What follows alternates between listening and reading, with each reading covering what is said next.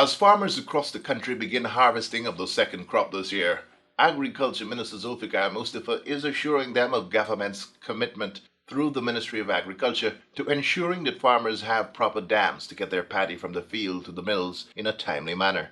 As a result of the recent national flood disaster, dams in the country's main rice producing areas were badly damaged and now have to be speedily repaired in time for the harvest. We are now seeing the starting of the reaping of the rice crop.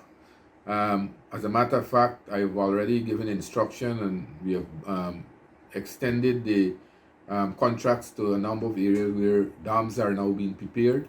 We have delegated the RDC, or we are preparing, giving out these contracts through the RDC for these dams to be prepared in the rice growing area, region 2, 3, 4, 5, 6. And I think that farmers were anticipating that many of them would have called me and asked that if we are not doing this kind of preparatory work. I want to assure them that the instruction have been given and the money have been made, the funds have been made available. It's at the RDC level, and I understand that most of these RDC have already awarded the contracts.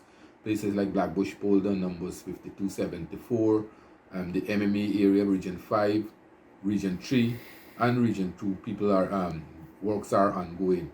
I am very optimistic that although we'll have a shortfall in this crop, I am optimistic that we can have proper good weather and we can have maximum reaping this crop so that we can maximize our effort to ensure that we get as much paddy and production as possible. According to the Agriculture Minister, because of the recent flood disaster, there will be a shortfall in rice production of just over 25%, and in anticipation of this shortfall, he will be meeting with rice millers to discuss the implications for export. I will be having a meeting shortly with the Guyana Rice Millers Association to ensure that we don't export all our paddies and all our produce out of the country, because we also have to be take into consideration that it's important that we have for domestic consumption. So I've indicated to the president of the Guyana Rice Millers Association that I will be meeting them shortly to discuss that issue and other burning issues, including the Panama payment.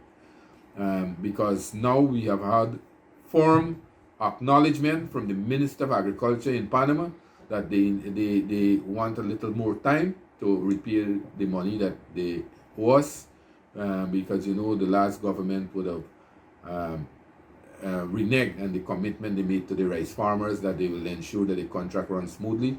They didn't upheld that kind of that position, and as a result of that, the farmers were left on their own.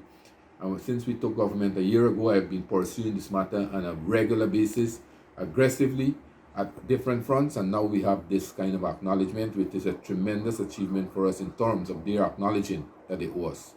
So, as I said, that this crop will be very, very important, and I am looking forward for maximum production this crop.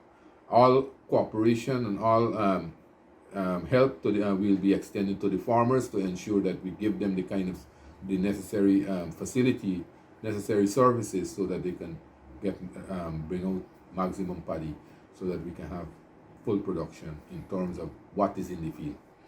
Figures released by the GRDB indicate that rice farmers cultivated just under 163,000 acres of rice this crop. This is some 35,000 acres less than what was projected at the beginning of the crop. Because of the floodwaters, mainly in regions 5 and 6, many farmers were unable to cultivate this crop, having lost paddy sown at the start. The GRDB has also indicated that preliminary figures as reported by farmers indicate that in regions 5 and 6, the prolonged excessive rainfall has negatively impacted yield per acre.